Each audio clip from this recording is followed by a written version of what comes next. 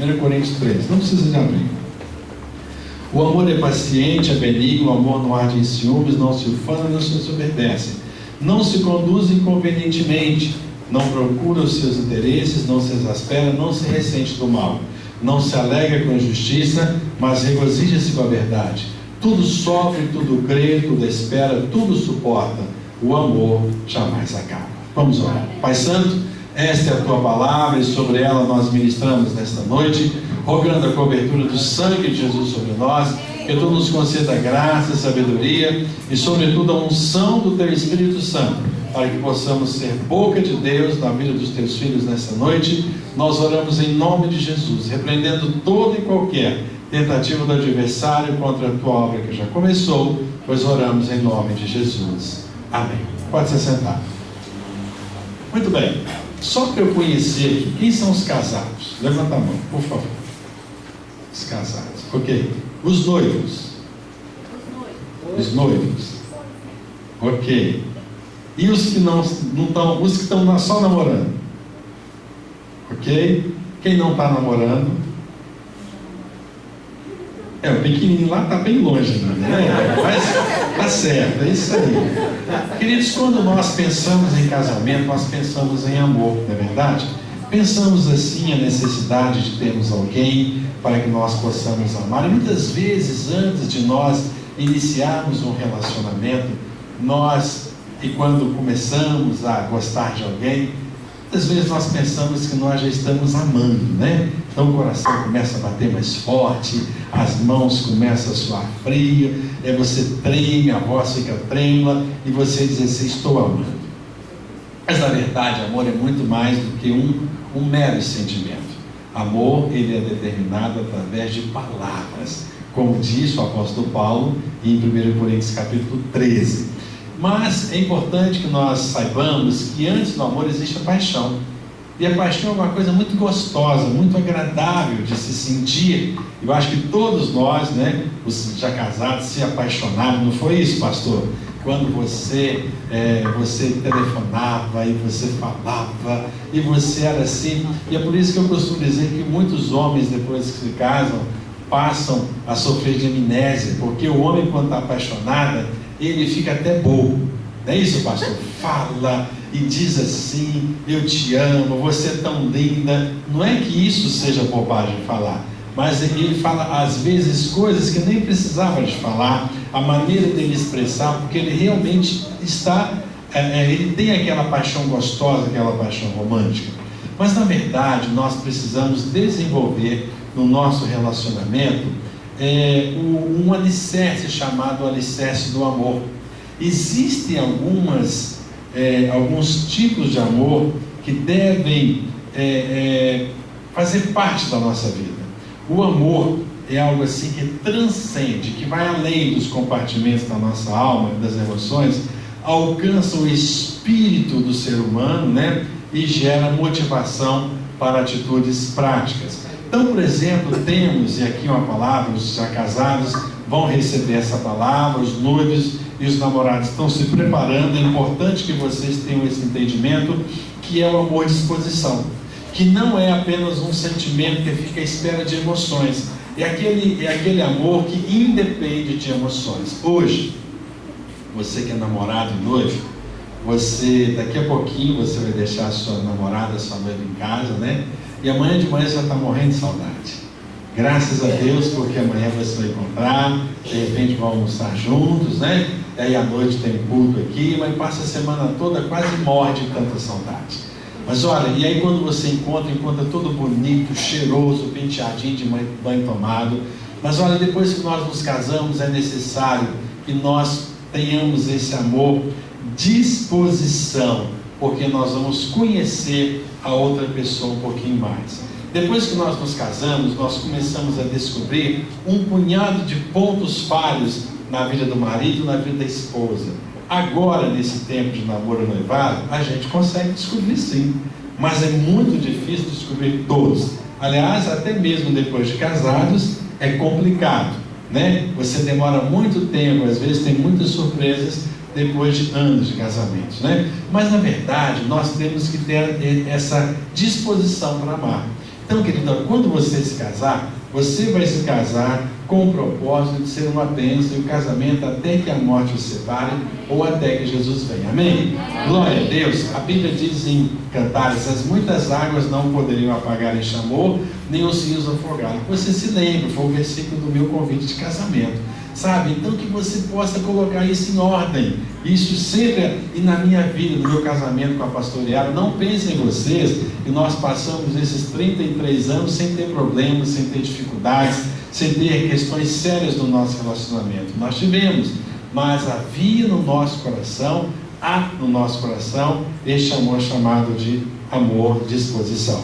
Outro amor é o amor sacrificial, que é caracterizado pela capacidade de um se doar para o outro. Para isso é necessário renunciar e abrir mão de nós mesmos em favor do cônjuge. Então, para que a turminha aí está se preparando para o casamento, aqui um treino e um conselho. Por exemplo, sabe quando você deita na sua cama e você está muito cansado e você tomou um banho, você deita e você relaxa? Coisa boa, né? Né, Belinha? Você deitar assim, graças a Deus. Aí, de repente, essa palavra para os maridos. A sua esposa vira para você e fala assim: não, bem, eu estou com uma sede d'água. Ô bem, mas eu acabei de deitar. E às vezes você foi abençoado, você mora numa casa de 2 andares, você tem que ir lá embaixo, descer a escada, né? Ir lá na cozinha, abrir a geladeira e pegar, entendeu? Isso, este é um tipo de amor sacrificial. Quando você se sacrifica em favor da outra pessoa, sabe? Isso aqui é uma coisa pequenininha que eu falei, mas existem, na verdade, muitas outras atitudes que nós teremos no nosso relacionamento, e tomando como base o amor de Deus. Jesus se sacrificou em nosso favor, não é verdade? Então, quando a Bíblia diz para nós homens que nós devemos amar a nossa esposa como Cristo ama a igreja, olha, é por aí, tá bom? Amor, aceitação. Durante esse período, tempo curto, de 2, 3 anos de namoro e noivado, aquilo que eu comentei, muitas facetas do caráter humano ficam ocultas. E aí o que ocorre, né? Nós vamos nos casar, e nós já nos casamos, e com o tempo, né? Essa faceta, né, do nosso caráter vem a conhecer. E muitas vezes vamos ter algumas decepções. A pessoa diz: mas eu não imaginava que você era assim. Olha que decepção, eu não acredito que você fez isso comigo, sabe? Mas aí vem o amor e aceitação. É você aceitar a outra pessoa como ela é. Puxa vida, eu não sabia que você ronca. Lógico, não sabia, nem pode saber antes de casar, a não ser que a sua sogra te conte, né? Mas assim, depois que você se casou, você descobriu que o seu marido ronca. E aí, como diz a pastora Yara, se você não pode vencê-los, una-se a eles. Então, a pastora Yara aprendeu a roncar, né? Depois de 33 anos de casados, ela aprendeu a roncar. Não tem problema nenhum falar isso, porque ela mesma conta, tá bom? Então, o amor é aceitação. É você aceitar a outra pessoa como ela é. É aquele amor que é maduro. Então, você vai amadurecendo no decorrer do tempo. E falando ainda sobre o amor compromisso, né? O amor de Deus tem como base o compromisso que Ele estabeleceu conosco mediante o sacrifício de Jesus na cruz do Calvário. Então, queridos, olha, o nosso amor, o nosso relacionamento, preste atenção, esse amor compromisso, nós assumimos um compromisso, sabe? Nós assumimos esse compromisso de nos amar um ao outro. Daqui a pouquinho, essa turminha que está namorando, que está noiva, vai fazer um voto diante de Deus das testemunhas. Prometo diante de Deus das testemunhas, né? E aí você vai fazer um voto, sabe? Um compromisso que você está fazendo. E esse compromisso, ele precisa efetivamente ser cumprido durante todo o seu relacionamento. E finalizando aqui, falando sobre amor sincero. A sinceridade e a transparência no relacionamento expressam a autenticidade do amor. Noivos e namorados, adquiram o hábito, falem sempre a verdade um com o outro.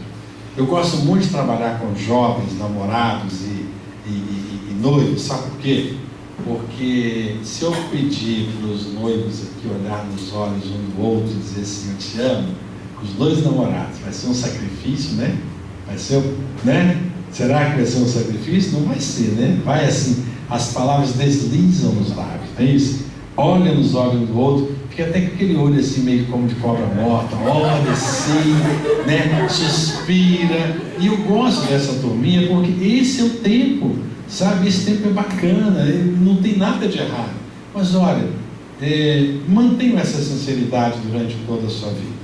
Daqui a pouquinho você vai ter 1 ano de casado, 2, 3, 5, 10, 15, 20. Mantenha, consiga, procure você manter o seu relacionamento neste contexto. Então, quando falamos sobre sinceridade, é importante que nesse tempo ainda, né, vocês sejam sinceros, falem a verdade um com o outro. Se um chateou o outro, que você conte, você fale, que haja o reconhecimento que errou, que peça perdão, que perdoe e caminhe neste contexto. Amém?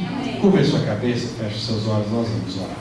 Pai Santo, aqui está a Tua palavra que foi ministrada e nós te agradecemos porque aqui são algumas facetas, pequenas facetas do amor, e eu te agradeço em nome de Jesus pela vida de todas as pessoas aqui presentes. Sobre elas eu ministro a Tua bênção, os casados que possam desenvolver essas qualidades do amor no seu relacionamento a cada dia, os solteiros, já noivos e namorados, que sobre eles também estendas as Tuas mãos preciosas, para que eles possam ter esse entendimento, Pai querido, e aqueles que ainda não conhecem a pessoa com a qual edificarão um novo lar. Eles aprenderam nessa noite que muito em breve, no tempo certo, Tu possas lhes dar a oportunidade de aprender e para praticar o que aprenderam nessa noite. Nós oramos agradecidos em nome de Jesus. Amém. Amém, querido? Aqui foi um pedacinho de um capítulo do livro de Novo Lar que fala o alicerce do amor. Então tem diversos tipos de amor. Aqui foi só uma amostra bem rapidinha. E o que a Belinha vai falar agora para você que já é namorado, você que já é noivo, ela vai falar sobre relacionamento de namoro e noivado, que também é um capítulo no livro de Novo Lar. Deus abençoe. É uma grande alegria estar aqui com os irmãos. É bom também que eu recebo, né? Receber ali. É sempre bom a gente ouvir e ouvir de novo, mais uma vez, porque cada vez que a gente ouve uma mesma verdade, o Senhor vai ministrando de modos diferentes. Amém? E falar de relacionamento, falar de amor, falar de namoro, falar de noivado é muito gostoso, não é verdade? A gente fica olhando as carinhas assim, todo mundo, a gente vê que gosta de ouvir sobre isso, gosta de falar, né? E nessa noite eu queria que a gente conversasse um pouquinho sobre isso. E você, talvez, que ainda não está namorando, está pensando aí, poxa vida, o que eu vim fazer aqui, né? Mas na verdade a gente vai aprendendo antes mesmo de começar, de iniciar um relacionamento, né? A gente vai adquirindo uma bagagem para quando a gente começar um relacionamento de namoro, que posteriormente será um relacionamento de noivado, a gente consiga praticar, né, aquilo que o Senhor deseja. E você que já é casado, é bom que a gente vai reciclando, né? E a gente vai sondando aquilo que, de repente, precisa dar uma melhorada. Eu tenho certeza que tem muita gente aqui que pode me ensinar muita coisa, né? Mas que hoje seja o Espírito Santo do Senhor. Amém, queridos? E quando a gente pensa em namoro e noivado, assim como qualquer outra coisa na nossa vida, nós podemos pensar em um ensinamento muito precioso que o apóstolo Paulo nos dá, né? Lá na carta de 1 Coríntios, capítulo 10, verso 31. Se você não quiser abrir, não precisa.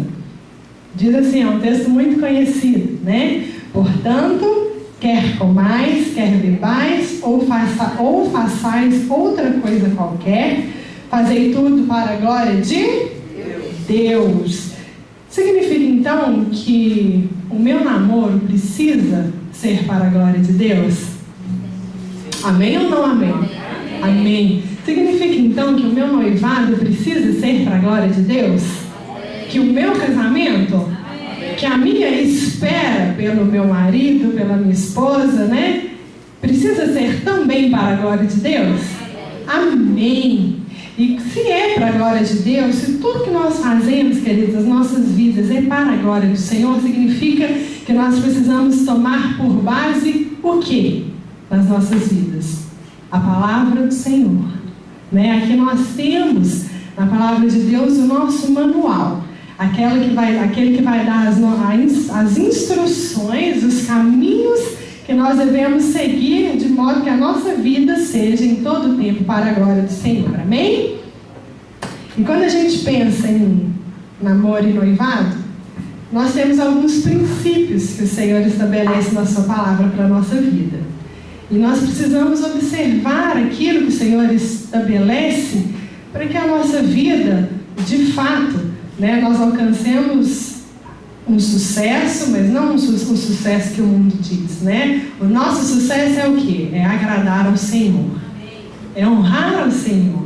E, consequentemente, quando nós tomamos a escolha de honrar ao Senhor, nós somos felizes. Porque ninguém ganha do Senhor no dar. Amém? E eu queria estabelecer aqui, conversar um pouquinho sobre um primeiro princípio que nós percebemos na palavra do Senhor quando nós tratamos de namoro e noivado, que é o princípio da identificação. Gênesis capítulo 2, verso 23. Você pode abrir rapidinho?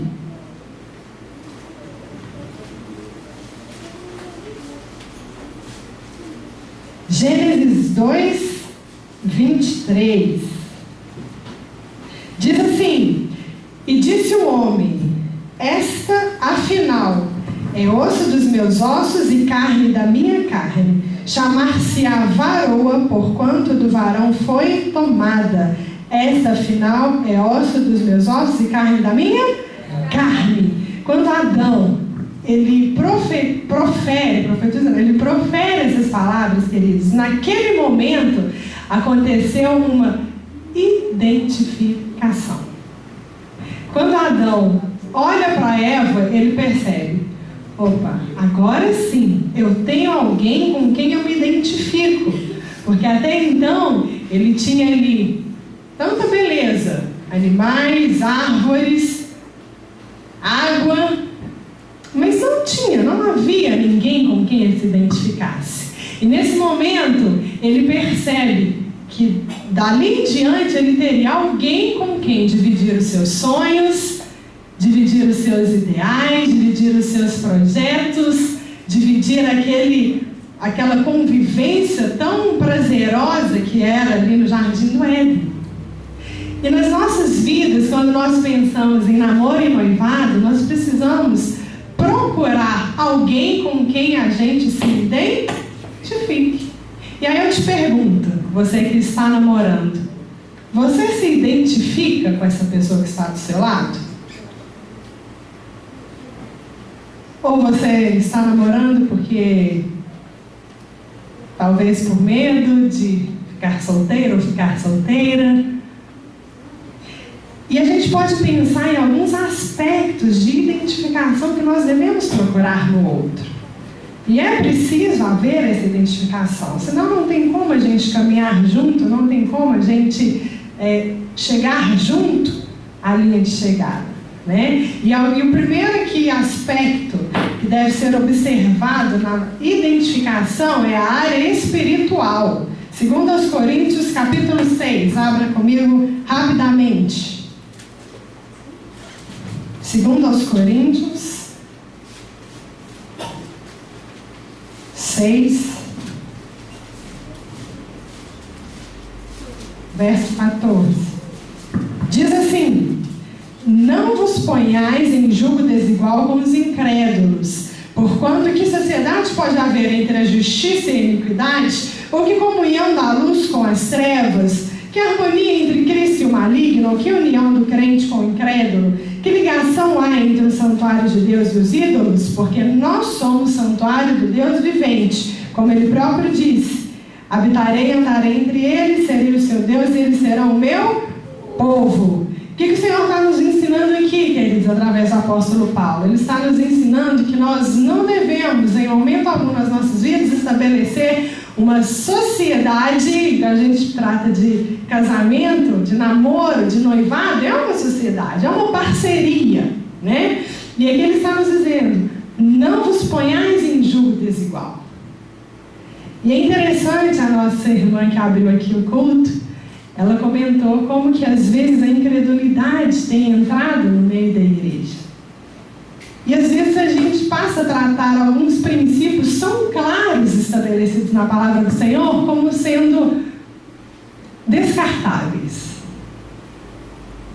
Na verdade, às vezes a gente vê as pessoas aí fora, indo à igreja, ouvindo a palavra do Senhor, mas aquilo que me é conveniente eu sigo, aquilo que não é eu não sigo.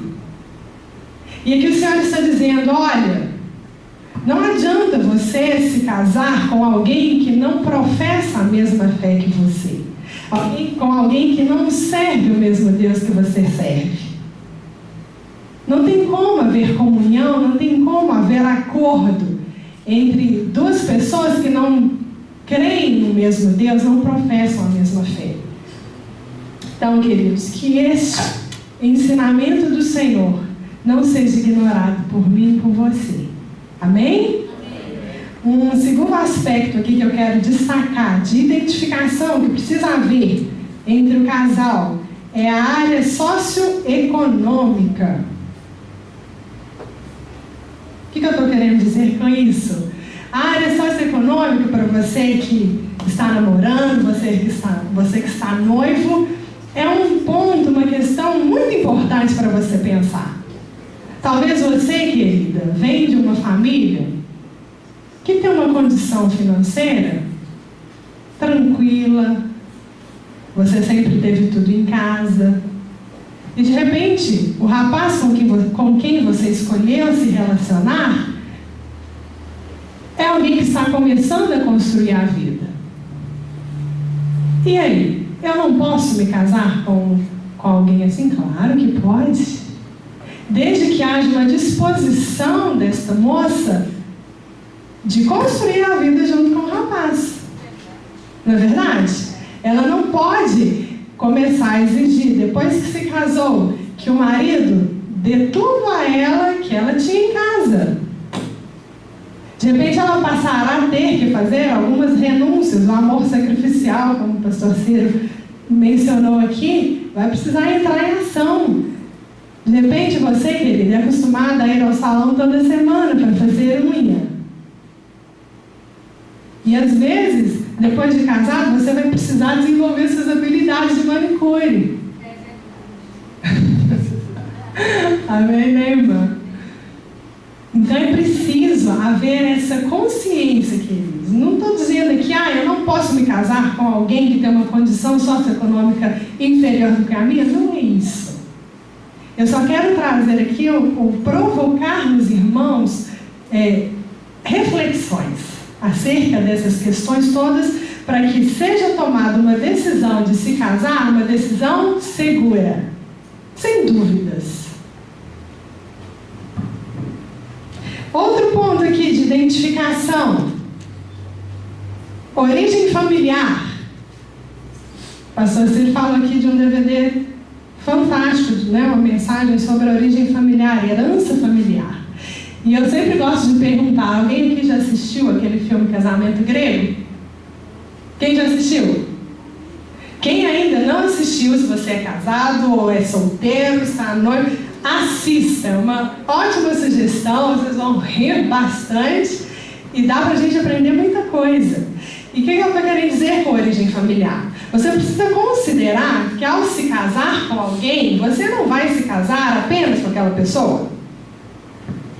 Você estará também se casando com a família dessa pessoa.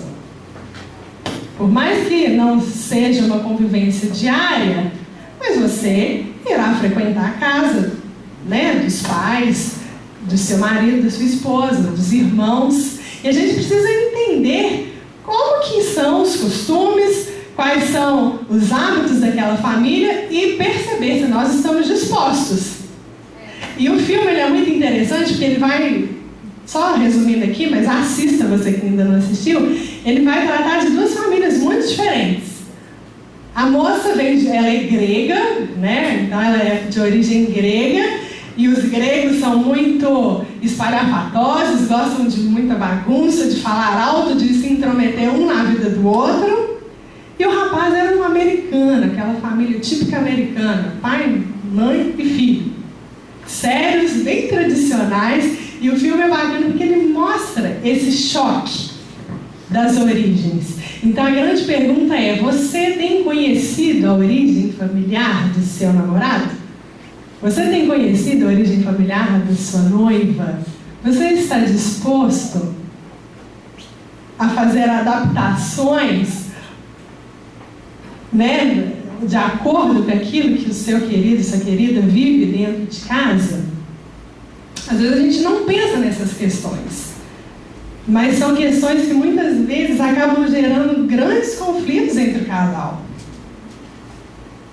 Então é preciso parar e pensar sobre todas essas coisas, queridos. Identificação também quanto ao físico. Essa parte é boa, né? Você namora alguém que você acha feio? Tem alguém aí? Não. Então, a identificação quanto ao físico é importantíssima. Nós sabemos que o casamento também é a união física entre duas pessoas. Então, você precisa, querido, olhar para a sua namorada, olhar para a sua noiva e vice-versa, e achá-los bonitos. Você precisa sentir essa atração um pelo outro. Aproveita, você que é namorado, você que é noiva, olha para o seu querido aí e diz: como você é lindo, como você é linda. Aproveita aí. 10 segundos. Você casado também, né? Os casados aí, principalmente, estou esquecendo. Não adianta, viu, gente, casar porque a pessoa é uma bênção só. Não adianta você se casar porque a pessoa canta muito bem. Tem um caso, uma história, eu acho que é um caos, na verdade. Eu já ouvi minha mãe contando, meu pai contando, não sei nem se é verdade não, mas ele é muito bacana. Um irmão que estava muito em dúvida entre duas irmãs da igreja. Uma era muito bonita e a outra cantava muito bem. Era ministro de louvor, era uma bênção. E naquela dúvida ele acabou optando por se casar com a irmãzinha que cantava, né? Que era ministra de louvor. E aí, se casaram, noite de núpcias. No dia seguinte, quando ele acorda e ele olha para o lado, o que ele diz? Canta, fulana, canta, porque a voz dela era a única coisa que, de fato, né, o atraía nele. Então, queridos, nós precisamos buscar alguém quem nós nos identificamos fisicamente, né? Senão as coisas não fluem. E isso é muito bom, né? Esse sentimento ao olhar para o outro e se sentir atraído. Os casados aí, nós precisamos desenvolver, precisamos manter isso, né? Não pode, simplesmente porque nós nos casamos, aquilo terminou, a vida vira uma rotina e eu não consigo mais olhar para o meu marido e me sentir atraída por ele, olhar para minha esposa, isso não pode acontecer. Nós precisamos investir, né, nesse aspecto do nosso relacionamento também. Então aqui são alguns pontos, existem outros. Você que adquiriu Edificando o Novo Lar, você poderá ler aqui sobre os outros aspectos de identificação. E é muito, só ressaltando aqui ainda, é interessante a gente pensar que até nas diferenças nós nos identificamos com o outro. De repente a gente vai buscar alguém, os solteiros aí, que ainda nem namorado tem. De repente a gente vai buscar alguém que é diferente de mim em determinada área. Eu posso ser uma pessoa muito tranquila e eu vou me sentir atraído, vou me identificar com alguém que é completamente diferente, é agitado. E até nisso eu estou me identificando com o outro. Então o importante é: eu achei alguém com quem eu me identifico, com quem eu poderei dividir a minha vida. Se não há identificação, queridos, não tem como. Precisamos estar dispostos, né, diante de tudo aquilo que a gente mencionou aqui, a fazer as nossas renúncias, né? E outro aspecto aqui, outro princípio estabelecido pelo Senhor para um relacionamento de namoro e noivado é dar a Jesus o lugar de honra no relacionamento. Você pode dizer um amém? Amém. Amém. E às vezes quando a gente está namorando ou no relacionamento de noivado, infelizmente muitas pessoas, a última pessoa de quem lembra é de Jesus. E não pode acontecer, queridos. Se o Senhor não estiver no relacionamento, Se ele não for a terceira dobra do cordão, esse cordão não vai durar. Ele será muito frágil, que dá sustentação para todo e qualquer relacionamento, para um casamento feliz, duradouro, para um namoro saudável, um noivado saudável, é convidar Jesus para fazer parte. E a grande pergunta é: nós temos convidado o Senhor Jesus para fazer parte dos nossos relacionamentos? Ou a gente prefere convidar todo mundo, ouvir a opinião de todo mundo, menos do Senhor? Nós temos desenvolvido como casal o hábito de orar juntos? Ou será que orar junto é muito chato? Ah, não, a gente tem tantas coisas para fazer. Temos que conversar sobre tantas coisas. Orar não é tão importante assim, Isabel. Casamento está chegando, a gente tem que resolver tanta coisa, não dá tempo de orar. E aí é que nós nos enganamos.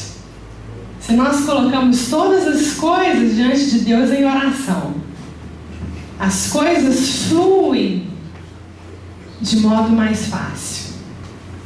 E quando o casal ora junto, o casal se aproxima mais um do outro. Fica mais fácil eu perdoar o outro quando eu oro com o meu querido, com a minha querida.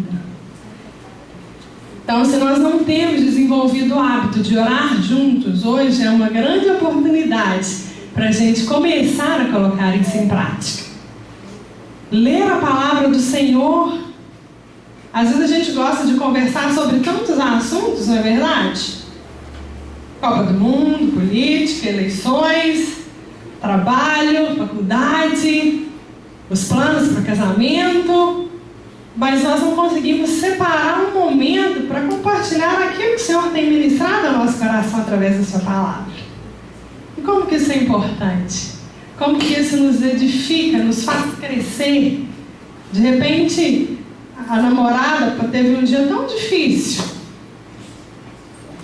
E como é bom se aquele namorado compartilhe com ela: olha, querido, hoje o Senhor me falou isso, isso e isso na sua palavra. De repente está tudo aquilo que ela precisava ouvir para se fortalecer, para se reanimar no Senhor. Temos compartilhado a palavra do Senhor? E nós, casados?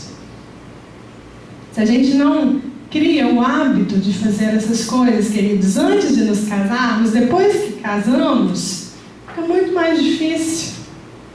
Mas não é impossível também. Se a gente perceber, nós casados, que não temos cumprido com aquilo que o Senhor tem desejado de cada um de nós, há sempre uma segunda chance, a oportunidade de recomeço. E precisamos também preservar a comunhão com os irmãos, amém? Amém. Tem namorado ou jovem que quando começa a namorar some da igreja, já perceberam isso? Às vezes ora, pede, aí começa a namorar, ninguém mais vê. Misericórdia. Mas nós precisamos disso, precisamos estar num corpo, precisamos compartilhar experiências com pessoas que professam a mesma fé que a gente. Precisamos de pessoas que vão caminhar conosco, até para nos ajudar diante das nossas dificuldades no relacionamento. E precisamos de ter pessoas com quem contar, pessoas sérias, pessoas de Deus com quem contar. Então, você que está namorando, não suma da igreja, não fuja da igreja, não fuja da comunhão com os irmãos. Isso é importantíssimo para manter um relacionamento de namoro e de noivado que glorifica o Senhor. E qual que é seu nome, querido? Você que iniciou o culto? Ana Cláudia. Ana. E a Ana aqui, voltando ao que ela disse sobre incredulidade.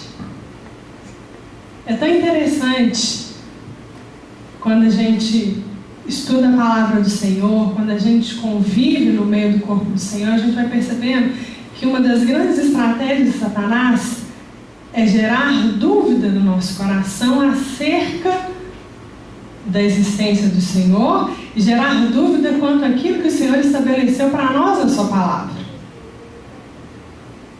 Lá no início, quando o diabo abordou Eva, o que ele disse? Ele começa dizendo: foi assim que Deus disse.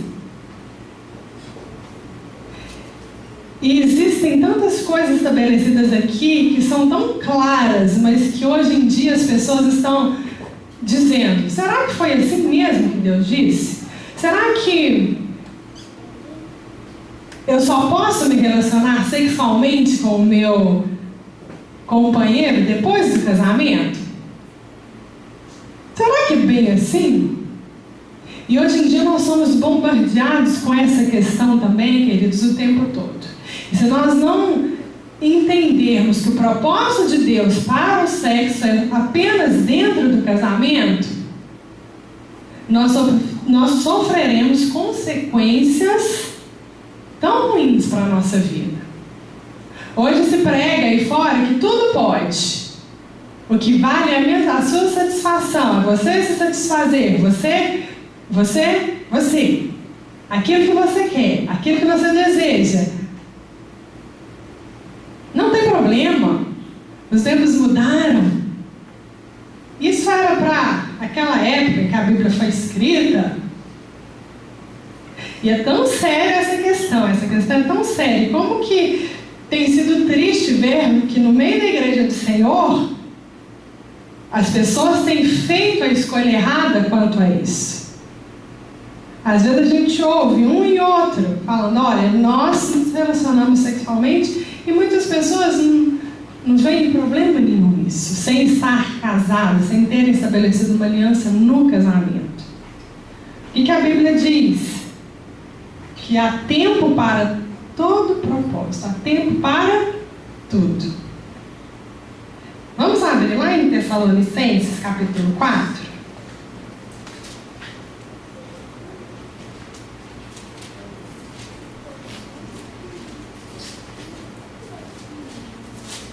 Tessalonicenses 4, a partir do verso 1, diz assim: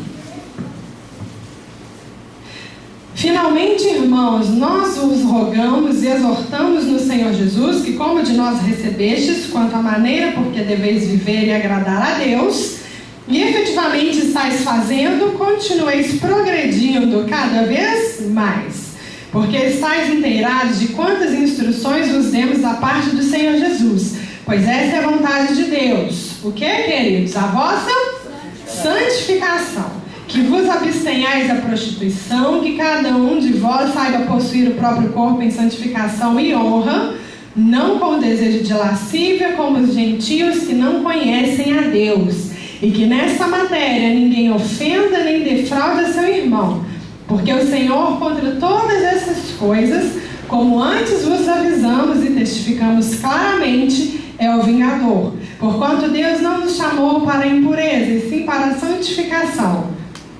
Dessa arte, quem rejeita essas coisas não rejeita o homem, e sim a Deus, que também vos dá o seu Espírito. E tem algumas coisas tão preciosas nesse texto, queridos. A primeira delas está, o apóstolo Paulo nos incentiva a progredir cada vez mais quanto à nossa maneira de viver e agradar ao Senhor.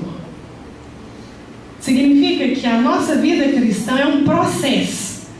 Precisamos desenvolver a nossa salvação, precisamos progredir dia a dia rumo à nossa santificação. E aqui ele está nos dizendo de forma tão clara que a vontade do Senhor para mim e para você é a nossa santificação. Que nós precisamos possuir o nosso próprio corpo em santificação e honra, e que eu não posso e não devo defraudar o meu irmão. O que é defraudar, queridos? Vocês que ainda são solteiros, namorados, noivos, defraudar é eu gerar no outro o desejo de algo que ainda não pode ser satisfeito. E a grande pergunta é: o que vai defraudar o meu namorado? O que vai defraudar a minha namorada? Aí eu lanço outra pergunta: vocês conversam sobre isso? Ou às vezes nos momentos das carícias, dos beijos, Às vezes percebe que está esquentando, mas ninguém toca no assunto. É preciso estabelecer uma comunicação também muito aberta nesse sentido. De repente, o pegar na mão vai gerar arrepios no outro. Difícil? Não, cada pessoa é de um jeito, cada pessoa tem os seus hormônios. Às vezes, abraçar o outro vai te gerar arrepios, ou não. Mas a gente precisa estar consciente daquilo que me faz pecar. E eu preciso conversar sobre essas coisas com meu namorado e com minha namorada. Eu preciso ter maturidade, queridos. Quem começa a namorar, não vai começar a namorar simplesmente por oba-oba.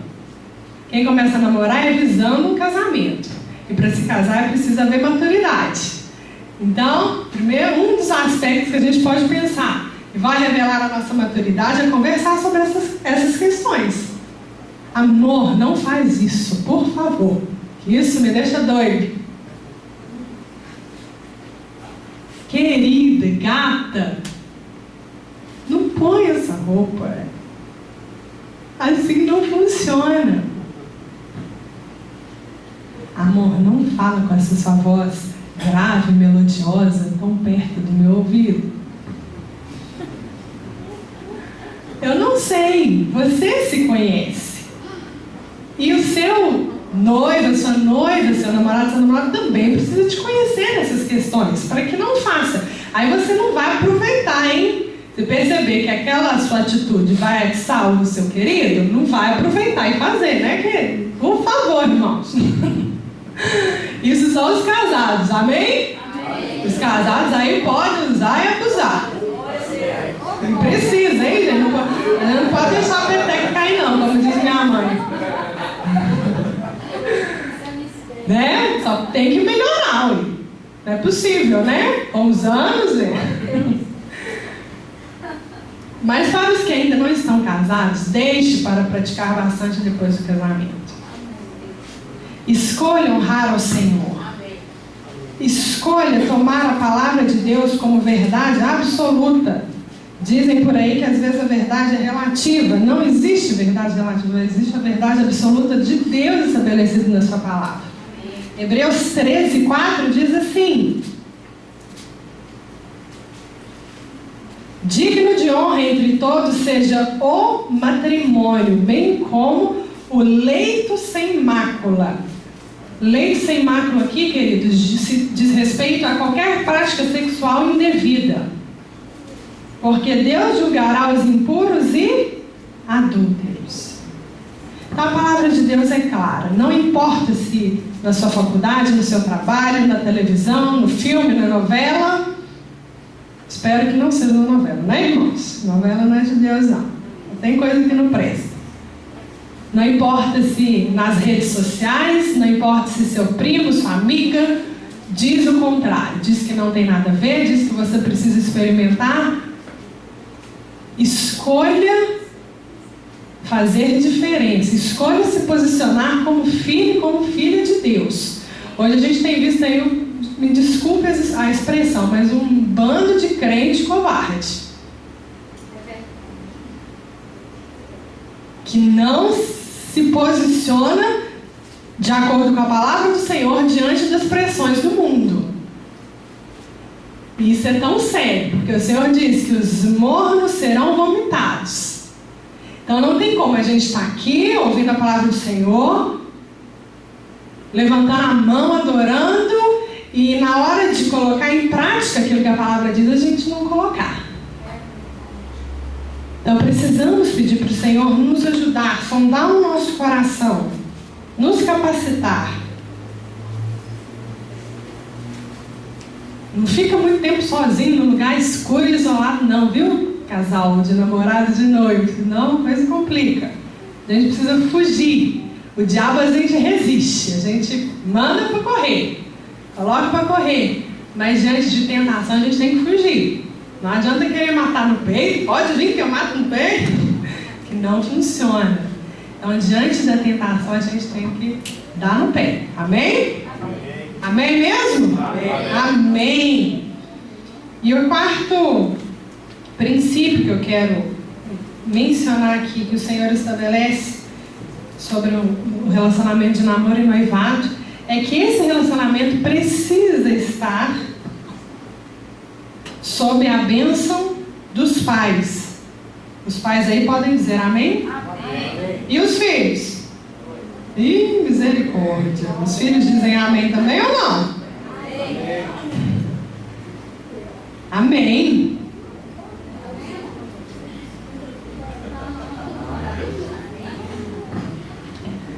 É tão interessante como pai e mãe conseguem enxergar muita coisa que a gente não consegue. As mães principalmente, é impressionante. As mães que estão aí podem confirmar. E às vezes a gente começa um namoro e a mãe chega para conversar, sua mãe, seu pai fala, olha, filha ou filho, eu não sei se essa pessoa é a pessoa certa para você. E às vezes a tendência de imediato é você logo argumentar, falar, não, claro que é, e às vezes fica até chateado, emburrado com o pai, com a mãe. Mas diante de uma situação dessa, qual que deve ser a nossa postura? Ah, é, mãe? É, pai? Por quê? Por que o senhor ou a senhora pensam isso? Ouça, querido, seu pai, ouça sua mãe. De repente, ele irá falar algo que você ainda não tinha tentado, você ainda não tinha percebido, e você vai chegar à conclusão de que realmente é aquilo.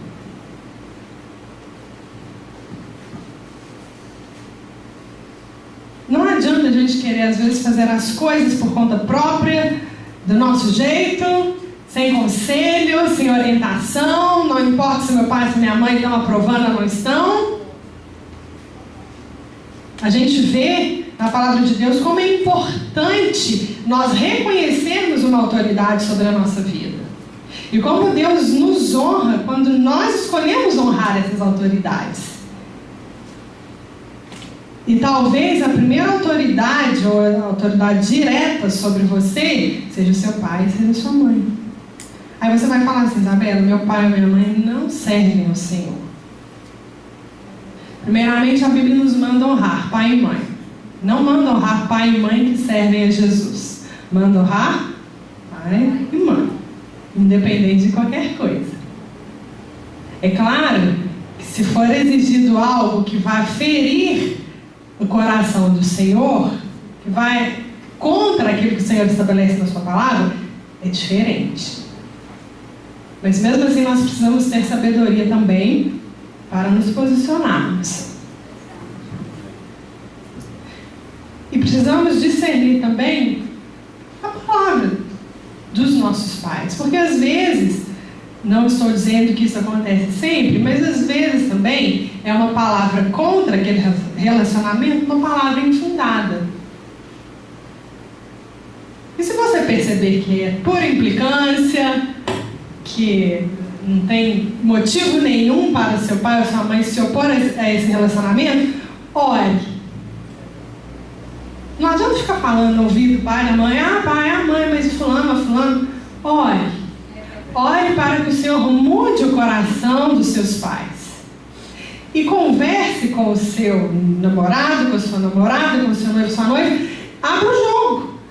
E aí você vai, o namorado ou a namorada, vai se empenhar para conquistar os sogros. Amém? Amém. Lá em casa a gente nunca teve problema.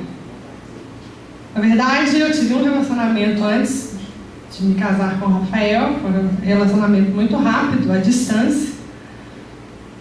E foi tão interessante como minha mãe, logo que conviveu um pouco mais de perto com o rapaz, percebeu que não era ele.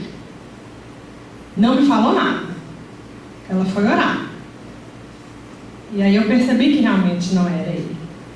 E conheci o Rafael, né, amor? Glória a Jesus por isso. Deus é bom. E o Rafa já chegou conquistando meu pai e minha mãe. Apesar de logo de cara, meu pai já deixar muito claro o que podia e o que não podia dentro de casa. A gente nem era namorado ainda, a gente nem tinha falado um pro outro de sentimento nenhum, mas meu pai logo tratou de já deixar bem claro. Né, amor? Quase que espantou o rapaz. Mas foi bom, porque ele já entrou consciente. E o Rafa sempre conquistou de modo muito tranquilo o coração dos meus pais. Eu lembro que eu gosto de falar sobre isso para ilustrar como que nós devemos procurar conquistar o sogro e a sogra, mesmo que ele nunca tenha dito nada contra você, né? E o Rafa, ele é cruzeirense, infelizmente. Eu falo que ninguém é perfeito, né? Então, o Rafa... E meu pai é atleticano, nós somos atleticanos legal. E o Rafa assistiu muitas vezes o jogo do Galo com meu pai, sentado com meu pai. É bem verdade que eles sabem pensamentos secando o Galo. Amém. Mas ele ficava lá, deixa aqui, ficava fazendo um programa aqui com meu sogro. Então, assim, como que é importante, queridos? Talvez você, nora, seja namorada ou noiva, procure se aproximar da sua sogra, conversar com ela, de repente saber como, se seu querido aí gosta muito de um prato, como é que ela faz esse prato, né, a receita. Então é preciso haver esse empenho também de conquista, né? Mas sobretudo estejamos atentos àquilo que os nossos pais dizem. Como é bem melhor chegar ao altar tendo a bênção de pai e mãe. Como é importante. Como é necessário isso, queridos. Então, se você, no seu relacionamento aí, falando para os namorados e para os noivos, ainda não tem a bênção dos seus pais, busque ter essa bênção. Ore, converse com muita sabedoria, se for preciso. Faz aí uma parceria um com o outro aí para conquistar a confiança, de modo que ao chegar ao altar tenha a bênção de Deus e a bênção dos pais. Amém, queridos? Então hoje a gente fica por aqui e, sobretudo, lembrando que na nossa vida, como eu falei lá no início, tudo deve ser para a glória de Deus. Não importa se é um namoro, se é um noivado, se é um casamento, não importa se é espera. Para os que ainda estão esperando, fiquem firmes. Não achem que é preciso sair experimentando, sair cedendo às pressões. Se guarde você, a sua vida, a sua pureza, a sua integridade vale mais do que qualquer relacionamento aventureiro por aí. Confie no Senhor, confie que o Senhor vai dirigir. Tabela, está difícil, está demorando. O nosso tempo não é o tempo de Deus. Eu sei que você já ouviu isso muitas vezes. Mas quando a gente compreende essa verdade, por mais difícil que seja, a gente consegue caminhar olhando para o Senhor, crendo que nele nós podemos, ainda que diante dos desafios, das dificuldades. Amém? Amém. Você pode se colocar de pé?